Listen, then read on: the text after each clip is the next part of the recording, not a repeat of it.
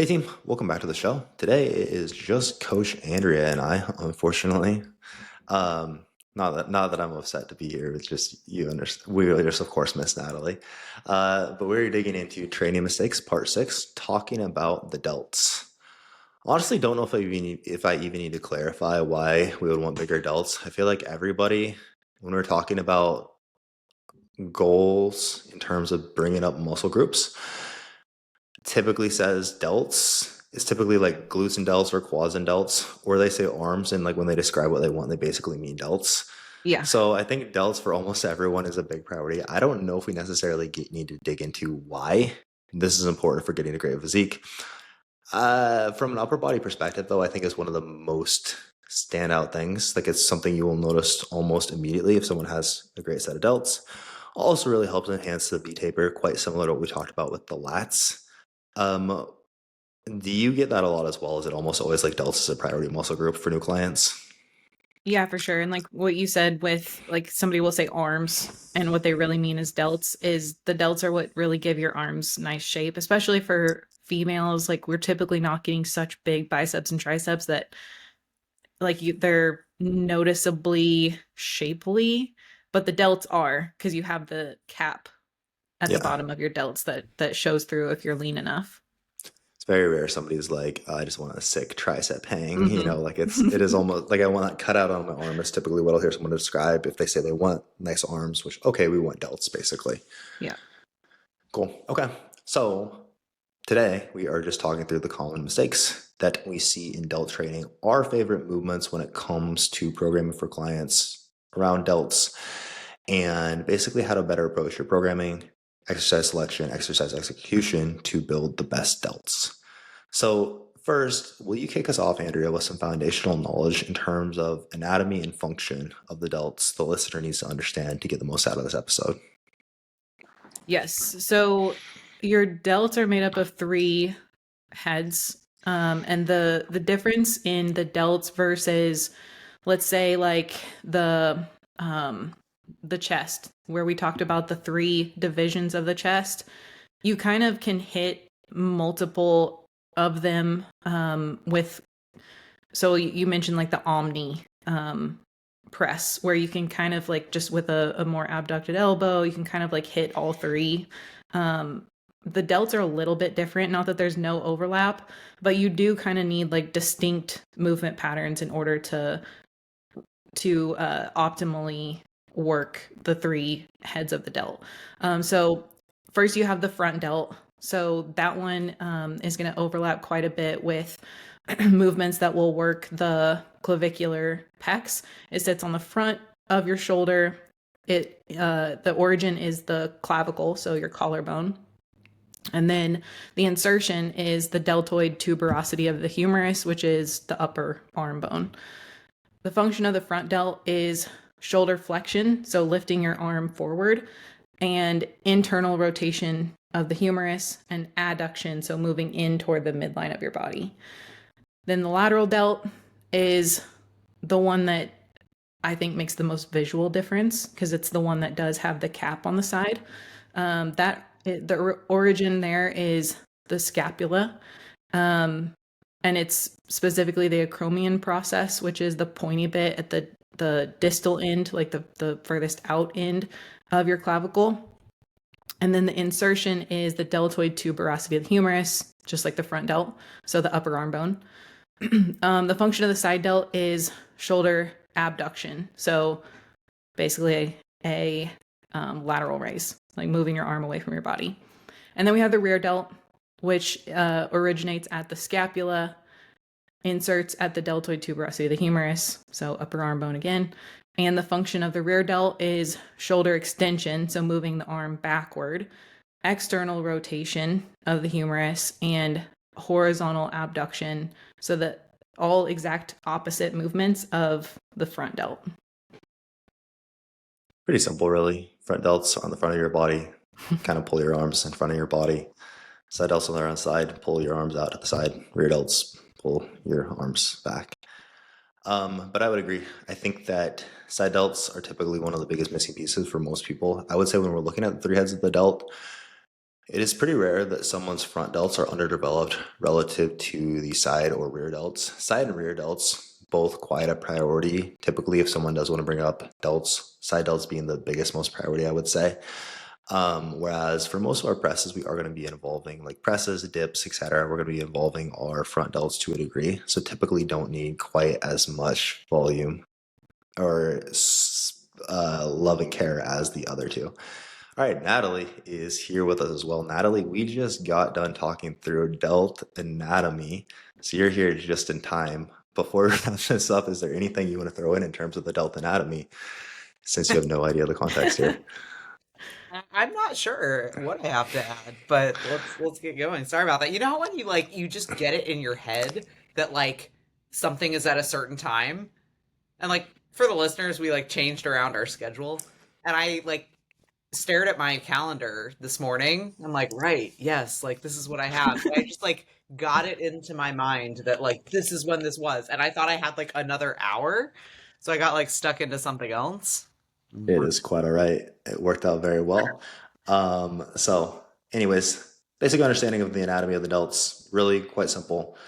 Let's get into our favorite movements and common mistakes we see, starting with front delts.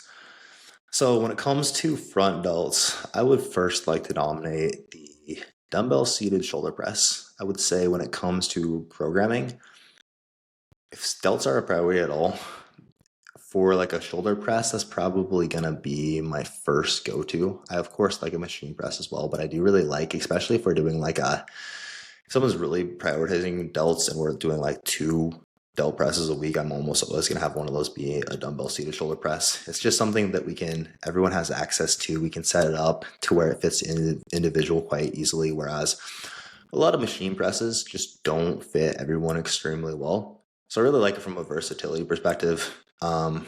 Does require a bit more stability, which I don't think in this case is a bad thing.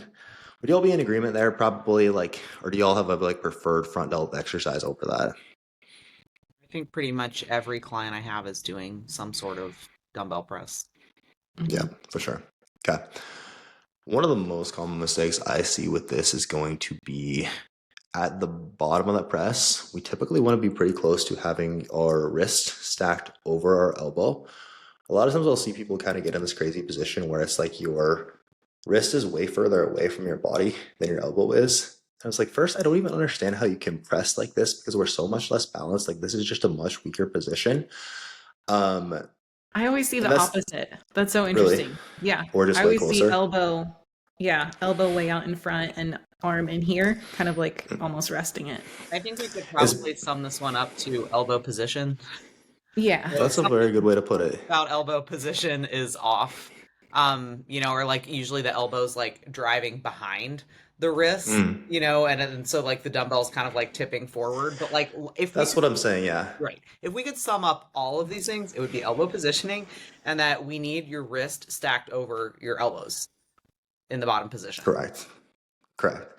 That's a very well put. Where this is why we need you here, Natalie. Thank you. I see that quite commonly though as on and partially this is going to be where potentially in this case flared out. Our elbows are too flared out too wide, so we're kind of in this almost like kind of internally rotating. But we're not now just like using our front delt to like push up against the dumbbell. We also have to resist the dumbbell actually like falling forward and like doing like the rotator cuff exercise I External was getting think of rotation. right now. Yeah, we're like almost like doing like an external, like an isometric external rotation at the same time. So yes, it's going to be basically making sure that we should be in a position where at the bottom of the rep, elbow kind of stacked under the wrist. I think something that goes into that category as well is your arms being directly out to the side. You could count that as elbow positioning as well. So typically we want those elbows tucked a little bit, and we'll probably get into this a little bit further into this podcast, but talking about like the scapular plane or like scaption. So that kind Hmm. of like 30 degrees that's like located off the spine of the scapula. So a lot of times, like in an overhead press, you see this all over social media still. People with like like making a T basically with their arms, and they're like flared out. And Like they're getting crucified. oh yeah, and some people I suppose have like the biomechanics and the mobility to support that. I haven't seen many, quite frankly. But what it does is it really does like put your shoulder joint in like a very compromising position. And so it's like not going to be the most biomechanically sound. It's not going to be the most mechanically sound. Like so, and what do we want? We want to produce force, right? And so if we're in like one of those weaker positions where the joint is compromised, we lack our the ability to produce max force. So think about like tucking those elbows ever so slightly. So adducting, like bringing them in slightly towards your body. So if you can visualize like what 90, most people can visualize what 90 degrees looks like, right? So like, I mean, let's ballpark it like halfway between 90 degrees, which mathematically, of course, yes, is 45. But this is also going to be unique to the individual because, like I said, your scapular plane is located like off the spine of the scapula. So obviously, that's going to look a little bit different to everyone. But roughly, we say like 30 to 45 degrees, depending on size. Eric Bugera just posted something. It was like, if you want to find the scapular plane, basically just like do a lat spread. Your arms are kind of just like right there. Thought that was interesting. At N1, wasn't it at N1? A lat spread. They What's said that? just I go said, like how many this. people do you think have a solid lat spread? Yeah. Not I. What were you gonna say, Andrea? Was it at N1 or am I thinking of something different where they have you start here and go out this way, and once you kind of find that natural resistance, that's about where it's at. Yeah. Yeah, that's another for those who aren't watching the video. Basically, put your put your elbow next to your side. It's quite all right. Put your elbow next to your side, arm at 90 degrees, like you're doing an external rotation, elbow by your side. Basically, externally rotate out until you really start to get into some resistance. You'll feel like in that rotator cuff area, it starts to be pretty sticky pretty quickly. Then that is kind of just like your scapular plane. So if you were to extend your arm straight out from there, that could be another easy way to find it. Or you can just practice your last spread. And please, everyone get better at that. But you can feel like so I hope most people know like what the scapula is roughly, but like you can sort of you can feel the spine of the scap, and so if you can find that on yourself, then you basically really just want an extension of the spine of the scap, and that's what that is. You know what? You can also Google scapular plane and get a That's really probably the easiest better way to idea do of it. what I'm talking about.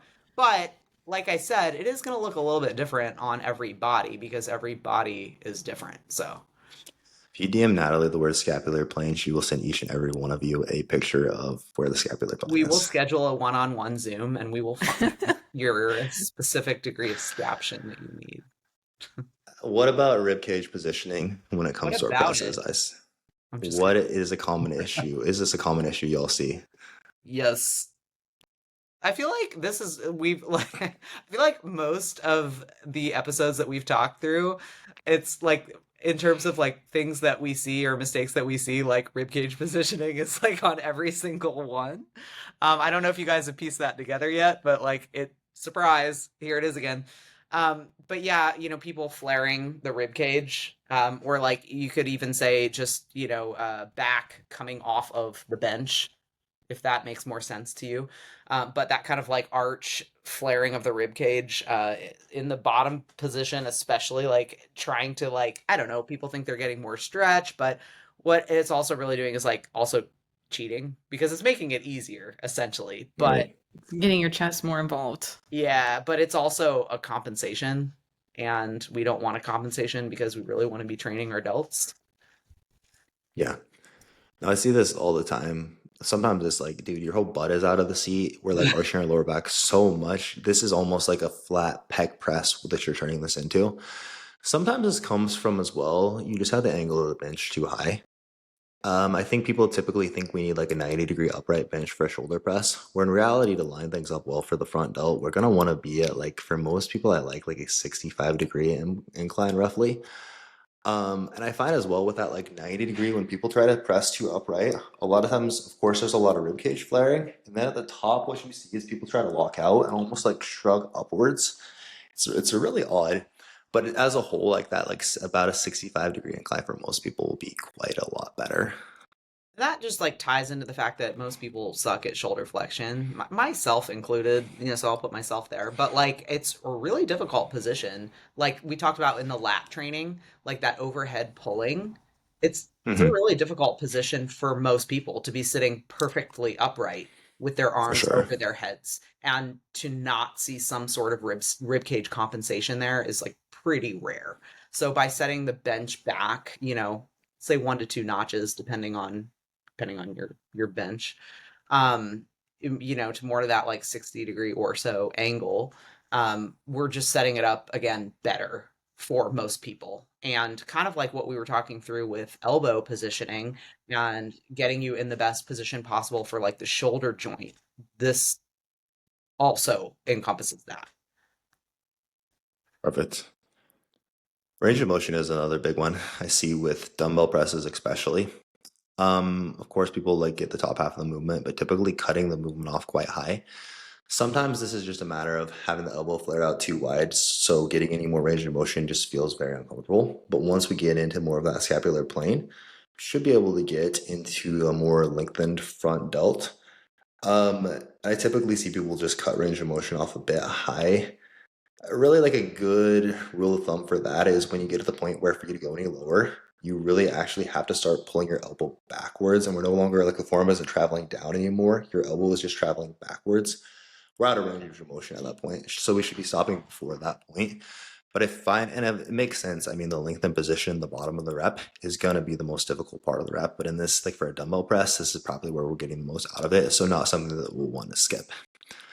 Anything else there y'all would add? Or any other nominees for front delt exercises you like or program frequently? I Also, do program a front delt fly sometimes for somebody who's really pretty focused on shoulders, and we don't have a lot of pushing movements. So like maybe a couple of the girls that I have that are have bikini competition goals, and we want that shape. Um, so I like a cable because of the more even resistance. But if that's not available, a front delt fly, but with the seat slightly leaned back is good too because you Like a can get dumbbell good fly? stretch. Front, yeah, dumbbell. dumbbell front delt fly. But you're using, okay, gotcha. Okay, Mhm. okay. Because then you can get more into that lengthened position, and that kind of evens out the strength curve a little bit more. Because if you're standing or seated more upright, it's really overloaded on the top. Okay. I like that.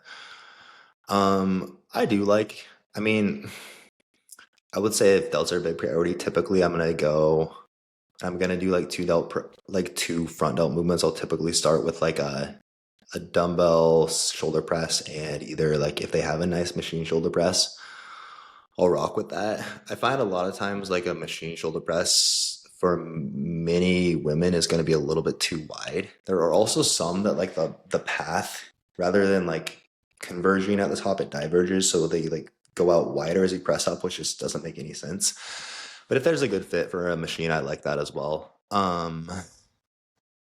Anything else y'all would throw in as far as front delts? I mean, sometimes it'll be like a dumbbell high incline press. We kind of talked about this with the pec episode as well, but like get some pec, some delt in there as well. I was gonna say what Andrew said with the cable fly, and sometimes I'll do that as like a primer, or like one of the first things I do also because I just like the way that it gets the scaps moving, um, and then we just get additional front delt as well, and then I think most of my clients who are listening to this know that I like a half kneeling landmine press. I have a lot of people doing that, and this is largely due to the fact of like I said, a lot of people just really suck at getting into that directly overhead position. So like a half kneeling landmine press, we're not going directly overhead. It's a very like kind angle. And we can really like troubleshoot a lot of positioning issues that have a lot of carryover into a lot of our other movements for shoulder function. It's a good contribution. Would you throw a Viking press in here as well then, either of you? Yeah, if you have a Viking press. So like if you have a Viking press, so like the Atlantis or Arsenal, My gym, like you just wanted to bring this up, didn't you? Like we had Yeah, the I'm just fucking with you. like we had the Atlantis, and then they swapped it out for Arsenal, and like just like why like. But anyways, We're gonna be on like the Arsenal Instagram page next. I Like, know. Can't wait to get trolled. So yeah, if they have that, and I think the ones that do are the clients I have that go to my gym, I will use that. But because most people don't, it's typically going to be a landmine press. yeah. I have one client who does happen to have the Atlantis Viking press and also really struggles with like that rib cage stacking in our traditional presses, and that has worked quite well for us. Cool. I think we covered front delts pretty well, unless there's anything else y'all would like to add. All right, side delts. Getting into the good stuff now. Of course, with side delts, we are primarily talking lateral raises. I think that I can speak for all of us pretty confidently when I'll say probably a low cable lateral and a knee height cable lateral, or maybe a wrist height cable lateral, are going to be some version of cable lateral raises are going to be typically the go-tos within programming. That accurate for both of you? Yeah. Cool. Is there, out of all of those, like low cable, knee height, wrist height, is there one that you find you bias the most? I bias the knee height a lot. I like that. Yeah. That one's my Yes. favorite. I think it's easier to maybe not envision, but like to get down the queue of driving out versus up, which is just a lot harder whenever you're coming from that lower angle. Yeah, I would say like that and low cable I both program a lot, but that's probably my favorite. It gives us a little bit more length and challenge than like a low cable lateral raise or definitely a dumbbell lateral raise does. But as opposed to the wrist height, which is so difficult at the bottom, that we get a lot of rotator cuff muscles. I can't remember. I believe or what is it? The first like bit of abduction there, I think, is a lot more rotator cuff, and that's like kind of the argument against why we might not want to do a wrist height. Whereas a knee height, it's not quite as difficult at the very bottom, but kind of like the lengthened to mid-range ish is going to be quite a lot more difficult. So again, a nice challenge there. I do really like them. I do like the knee height quite a lot. Also, a lot of people's cable stacks are quite heavy for them. Yeah.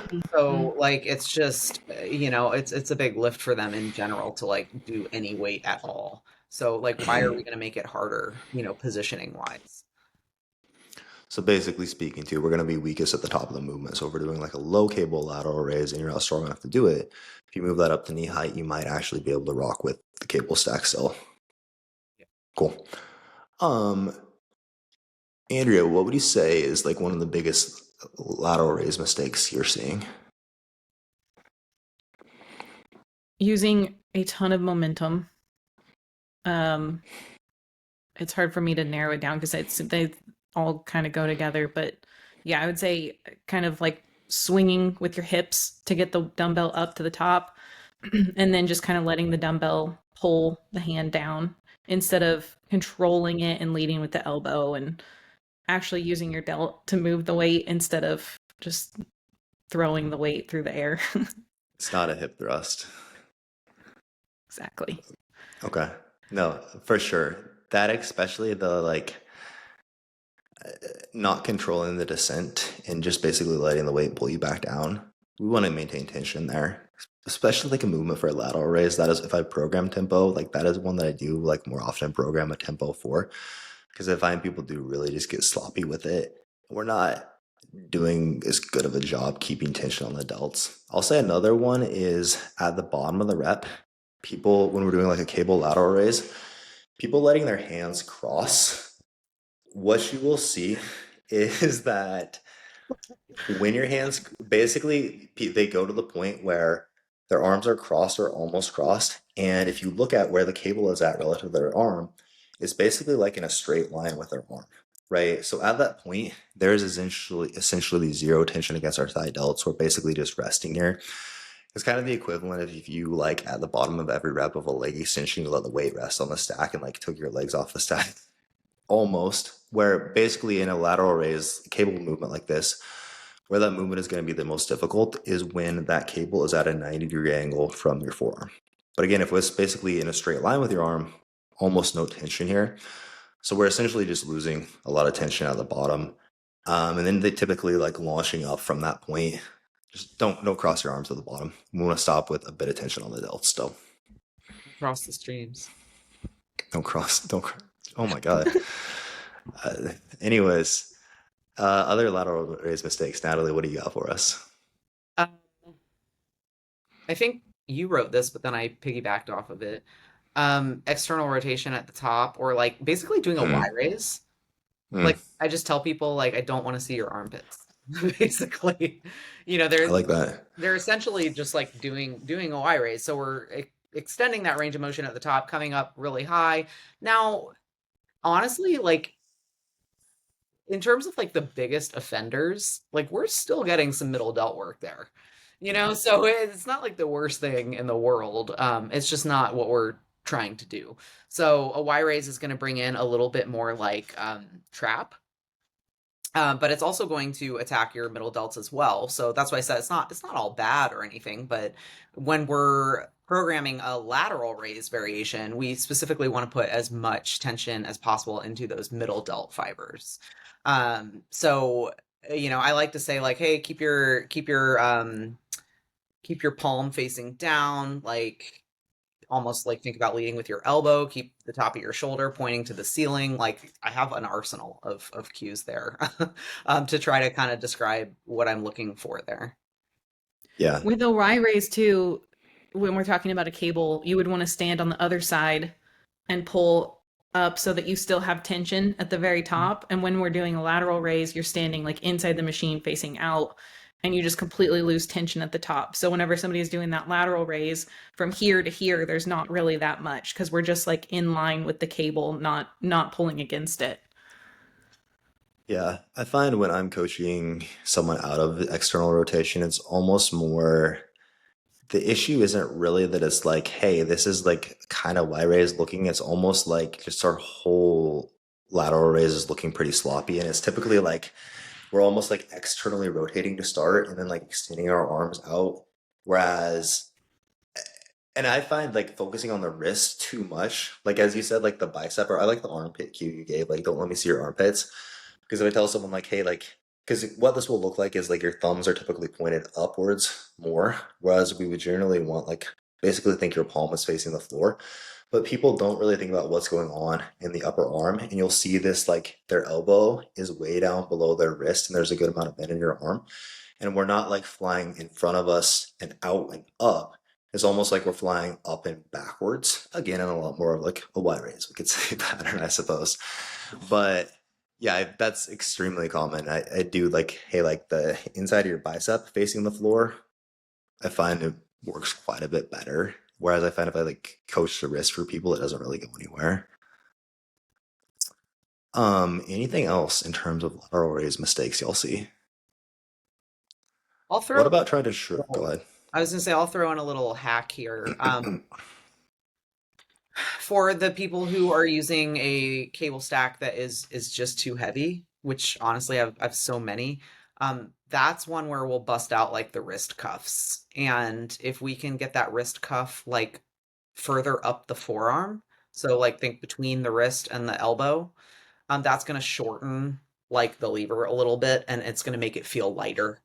So like if, again, I have people that like it's like can only get like 4 reps with, on their top set with their cable stack. So by implementing like that adjustment, we can typically get into the rep range. And then at some point we get strong enough to where we don't need it anymore. I like it. That's a good shout, actually. Um, I don't know who put trying to micromanage the scaps or trying to micromanage the traps. Oh, that was me. That was you. But that's the one I was going to bring up as well, so I will steal that one. I think that a lot of times people think like feeling your traps at all or like any type of trap movement is bad. Your traps do help stabilize the scap, they help stabilize your shoulder as a whole.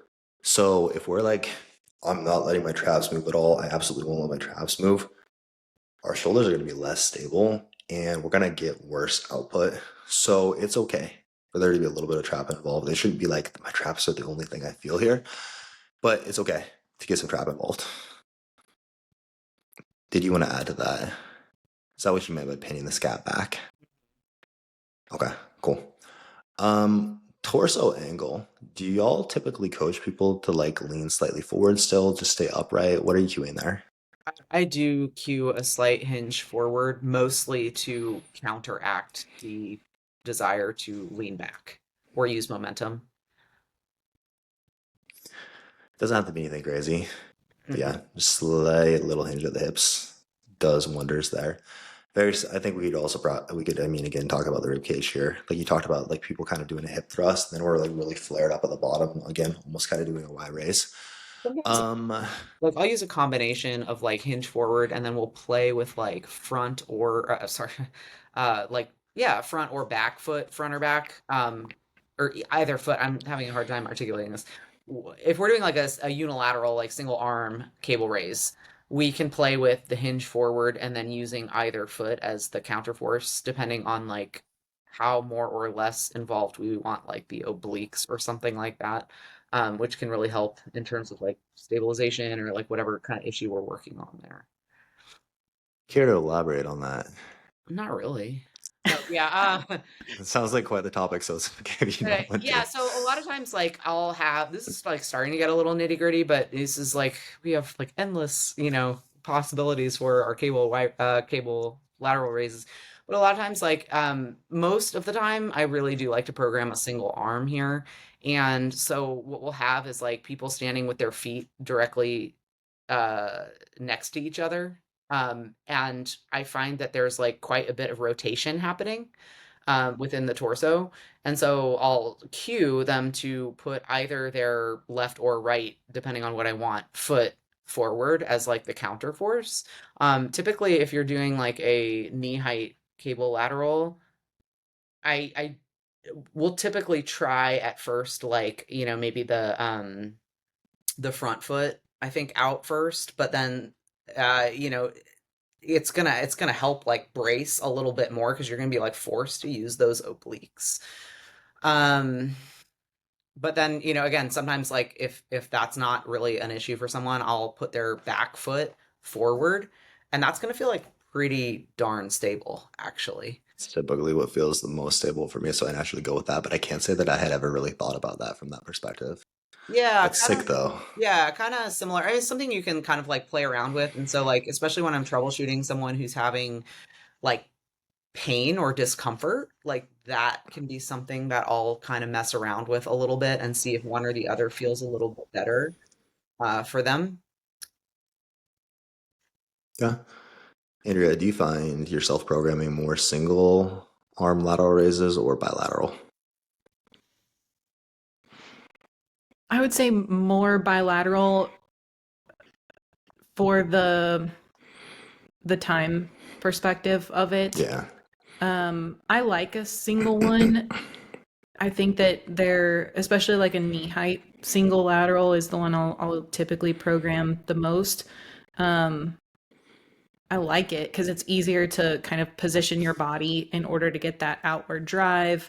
Um, and it's a little bit easier to position your body around the arm of the cable to get you like right in the scapular plane and with the like in line with the cable. But like just being realistic with most people, they don't have all day to spend in the gym.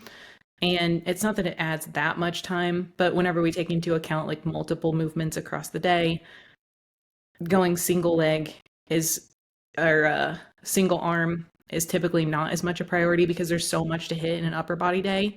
Whereas like with lower body, I am going to prioritize being able to get on one leg. Here, it's not as much of a difference. Yeah. I find that a lot of times I'm choosing, okay, I would rather do like a single arm pulling movement and go bilateral with this lateral raise. But that said, like in my own programming, all of my lateral raises right now, a ton of my movements are unilateral, and like I like it, but it's also like all of my pulling movements basically are all of my lat movements rather are unilateral as well. So it can for sure, like from a time perspective, if that's a priority, which it is for a lot of clients, I agree. I'm pretty similar there, where time wasn't an issue, and this person just wanted to hang out at the gym, like I think we like to do, then I'm all for single arm laterals more frequently. I don't think we actually touched on this, but we should also be doing our lateral raises in the scapular plane. Probably important to mention. We talked about that a lot with the presses so much that we didn't even mention it here, but should also be in the scapular plane. Will really align things best for the middle delt. Anything else in terms of middle delts? Yeah. So a lot of times what I'll see is people understand that we don't want your arms directly out to the side. So like we were saying earlier, in the scapular plane. So somewhere Mhm. between that, like that 90-degree arc, like somewhere in the middle there. But then a lot of times what you'll see with a lateral raise is that people will bend at the elbows, but so their hand is kind of like in line with the scapular plane, but their elbows actually in line with their body. So like we're still in line with the body. And I see that a lot too. So typically I will just say like, hey, just don't bend the elbows. It's not that like a bent elbow is really bad. It's just that typically when I see a bent elbow, this is what I see happening. And then I'm gonna add to this, which I will also bring up when we go on to rear delts. Um, but along with that bent elbow, you want to think like the middle delts, rear delts are typically an isolation movement. So like that means that we really want to isolate one joint. So in this case, the shoulder joint. And so a lot of times I see this like accordioning at the elbow. So it's like we're moving at the shoulder joint and at the elbow joint. And so again, anytime you have an isolation movement, we're typically looking at like moving one joint. So then when we add another joint, what that really means is we're bringing in additional muscles that we're not trying to train. Yeah, I see that all the time too. It's again like a weird like pressing out type thing, like we're extending at the elbow at the top. It looks really funny. I always say it's Um, like an accordion. that is a better way to put it. Any other movements? We basically talked about cable laterals. What do y'all think of machine lateral raises? Pro, against? I think they can be okay depending on the machine and like how you can position yourself around it. That's another sore subject for me with a swap that my gym made. Tell us about it. What was it? Oh God, like we had the Atlantis, which I quite like because there's an adjustable foot plate. So like someone of any height can use this machine and like customize Hmm. it to their body. And they switched it for an Icarian. And like you're Hmm. standing on the ground and like I'm not tall enough. Like I literally can't use it. Like I can't. And it's like why would you take away something that literally everyone can use and swap it for something that not everyone can use? That it makes me so angry. So I feel like you just have a list of all of that equipment in my gym and you're just purposely going down bringing things up to annoy me. You know who does actually make a really trash lateral raise machine though? Carrying. Arsenal. Yes. Uh, I don't I like the prime one. The thing I is we can Oh wait. I've used this seated with it time. just has like the roller pads. Yeah, Yeah, the seated one. I've used that. That is a good one. Basically, the cool thing about that is, and but this is part of what I like about the Atlantis as well, right? You can get more in that scapular plane because of the way the handles move. They're not just like fixed. You can push them like forwards or pull them backwards if you want as well. We're not just fixed in one plane. So you can adjust that with the Prime. You can like sit a little bit further back from the seat pad and again have your upper arm more in that scapular plane. New tech at FitLab, they have a new tech one that's really cool where it's like actually crazy. I've never seen another lateral raise machine like it, but it's crazy like the freedom of motion you have there as well. But That The we seated Atlantis one is nice too, because then you. oh, with the Chest. chest support. Mm-hmm. Yeah. We also, I think we have the new tech one where like you can go single arm, where you're like Hmm. basically bent over, like leaning on it. Do you know? I'll send you guys a Oh picture. yeah, Yeah, we there's have. a bunch of them. That Yeah. FitLab has like 5 new lateral raise machines now. But then the brand that we won't name again has a lot of lack of tension in the very bottom, and the handles kind of spin around.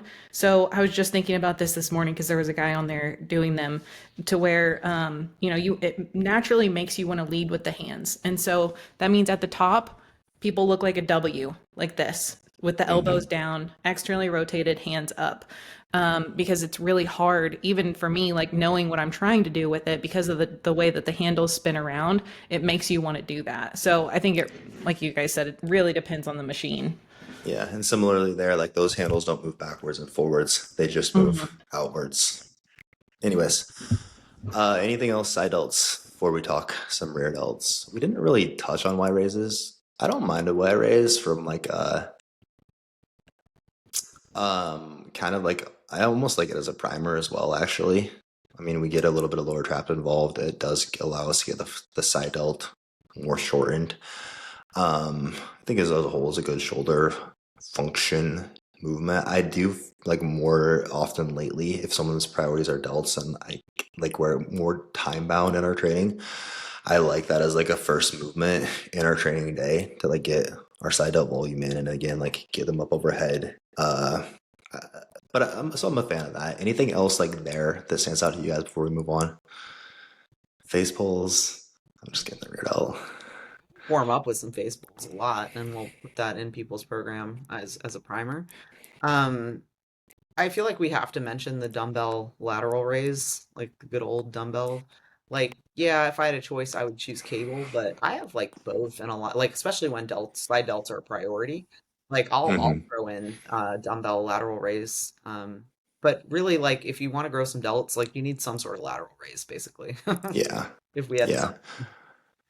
Dumbbells, especially just the tempo or the control side of things that often people lack is so important because at the very bottom, there's again essentially going to be zero resistance. We're going to have a ton of resistance at the top. Now, I mean, you could make it like a little bit more lengthened bias movement if we just launch the weight up. And then I know like at the end one, they talk about that a bit, I think in the program design course and like how we use tempo to go about that. In application, like, do I find myself using that very often?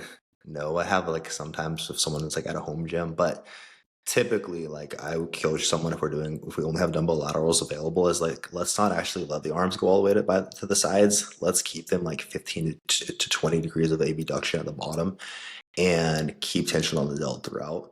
But yeah, I'm for sure still a fan of a dumbbell lateral raise as well. I think that they're slightly underrated now. All right, rear delts. Throw out for me favorite movements here. What do you guys got? most people's lat training. Sorry. I mean, like a lot of times we're getting a lot of rear delt volume because people are accidentally training them when they're supposed to be training lats. So basically, his arm is flared too far from the side, or we're Yeah. pulling like too far behind the body. Yeah, it just had to be Okay. said. It's the same for front. I mean, and there your rear delt will be involved in a lot of our pulling movements, like our upper back work, especially. There is going to be some synergy there, kind of like our front delts and our presses. But yes, a lot of times, like a poorly executed lat movement will turn into more rear delt. But now that we're past that, actual favorite rear delt movements. I like a unilateral cable fly. Okay. And I like it because um you can position yourself quite well so you can get a little bit more lengthening on it. Um and again, it's most cables are just so highly customizable in terms of like Mm-hmm. where you can set it up. Um So yeah, I would say that. I also program a lot of like cross cable rear delt flies, especially if like they're Yeah. doing, if I'm giving someone a lot of like unilateral like middle delt work, then I acknowledge that maybe not everyone wants to be at the gym all day and do single arm for rear delts also. So sometimes we'll go bilateral cross cable rear delt fly. Um Sorry, I didn't mean to just start like listing all things, so I'll stop. That's quite all right. Andrea, anything to add to that list that you really like for rear delts? A cable rear delt fly, but I typically will program them cross cable, so like bilateral, and then the pec deck, reverse pec deck machine, just for simplicity's sake, keeps you on a fixed track, Mm-hmm. which is a positive and a negative to that machine. I would say those are quite similar to what I'm going to program typically, either one of those. I I also will. like Oh, a rear delt row. I don't program them a lot, but I like them for myself. I was going to say if I have an upper back row in place for a person, I will typically consider like, hey, we're going to get a decent amount of delt volume here as well. I do like a rear delt row too, actually. I find the distinction, like in programming it for clients, sometimes people get so tripped up on that I don't program it a whole lot. But I do, yeah, I do like personally enjoy it as well. I program So, upper back rows for literally everyone for multiple Hmm. reasons, and I know that we're going to get rear delt in there. So I'm not necessarily Yeah. programming it for the rear delts. I'm programming it honestly a lot for like shoulder function. Um, Hmm. but we're going to get a lot of good stuff out of it. Yeah. Really good stuff. Big fan of rows in general. When it comes to execution for our, let's talk like our rear delt fly pattern. So unilateral rear delt fly, cross cable rear delt fly. What are the biggest mistakes y'all are seeing here, or coaching cues you're using? So I see Biggest, go ahead, Natalie. Sorry. the point that I made with the lateral raises that I specifically said I was going to bring up for rear delts as well is again like lots of elbow bend. So again, Hmm. this is an isolation movement. So we want to be moving at the shoulder joint. So we don't also need to Hmm. be like playing violin or anything like with the elbow. So a lot of times like that like open to close position of like rear delt training, we're seeing like a lot of people flex and extend at the elbow, and we really want to keep that constant so that the only movement is happening at the shoulder joint. For sure. I would say as well, too much scap retraction at the back of that rep. Um, we're just going to get a lot more upper back involved, which again isn't necessarily a bad thing, but here we're trying to make this more delt focused. I typically like to think about like a little bit of protraction, fly my hands out wide, and I'm going to stop at the back of the rep before I really start have to retract my shoulder blades. I find especially like in for like a especially on a pec deck, sometimes it's just like, damn, how are people this hypermobile? Like it's crazy the position people get into like so far behind them. They look like the like anime character with arms behind it running. You guys know what I'm talking about? Yeah, No. well, Okay. no, I know the training flaw mistake that you're talking about, but I mean, but Anyways, it's funny because they're not, the whole point is they're not hypermobile because we see their shoulders tip forward when their arms go too far back. So it's like actually we don't have the mobility to do that. Um, so yeah, let's like bring it in. but I see like at the elbow, a lot of times I see it's like your elbow is hyperextended and we're like in this crazy position behind us. I have a few clients I can think of who I've really been working on this with lately. But quite common. What about like what upper arm angle are we looking for when we're doing a rear delt fly? Like are we gonna just fly straight out of the side? What do you guys cue there? I will typically cue them to set their cable at like eye, like line of the eye or like forehead height, so we're coming like Hmm. slightly down. Um, Hmm. and I feel like actually a lot of times that gets like overdone where like we're going very high to very low. I see Yeah. that a lot. And it's like not that really big of a range of movement, honestly, in terms of the Hmm. plane.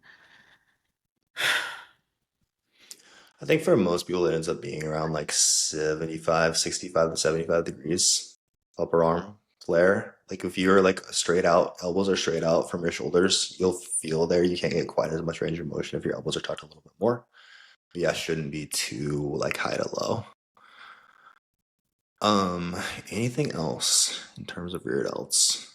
Something I really I like. also, sorry, Natalie, go ahead. I, Andrea, you got this one first. I will also typically cue to drive out and not back because that kind of helps with getting the scapulas to stay a little bit more protracted. For so sure. I was actually gonna talk similarly to that. So we do want like protraction of the shoulder. So think like punching forward. So with something like a reverse pec deck, I like to cue like, hey, imagine you're like or like swimming the breaststroke or something if there are any swimmers out there. Or like pretend you have like a big pile of money, like Scrooge McDuck, and you're kind of like spreading that money out. So you're kind of like pushing it forward and then like spreading the arms out is like kind of the motion that you want to think of there. I don't know what it feels like to have a giant pile of money, but I imagined it so many times thinking through my rear delt work. Just you're just imagining swimming through a pile of money. Every day. Killer analogy. Um, anything else for rear delts in terms of movements? I like the pec deck, as y'all said, for simplicity's sake. A lot of times it's like, hey, this client, like we can get the job done. We can line things up a little bit better with like a cross cable rear delt fly, but just for like efficiency, simplicity, or just meeting a client where they're at, like, hey, this isn't our top priority and we'll still get the job done. I'm perfectly fine with it typically. Anything else, rear delts, or as a whole, delt training mistakes y'all commonly see you want to address?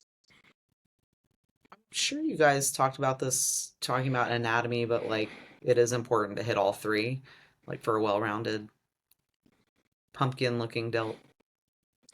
If you want pumpkin looking delts, boulder shoulders, 3D training delt. all the delts is important. I would say in my own programming, again, like our upper back rows, we'll get a decent amount of rear delts. Our presses will train front delts to a degree. So for sure, like our side delts are the ones that are getting the most specific love in like our lateral raises. Where it'll seem like that, but we're training all quite evenly. But again, when it starts to be more and more of our priority, we do want to we're gonna want to make sure we're training all of them quite consistently and like more specific rear delt and even front delt movements as well. Anything else y'all want to add before we wrap it up? Cool. Great chat on delts. Hopefully this was helpful. If you enjoy the show, do us a huge favor, leave us a 5-star rating and review. If you would like the live coaching, hit the link in the show notes, and we will catch you guys next time.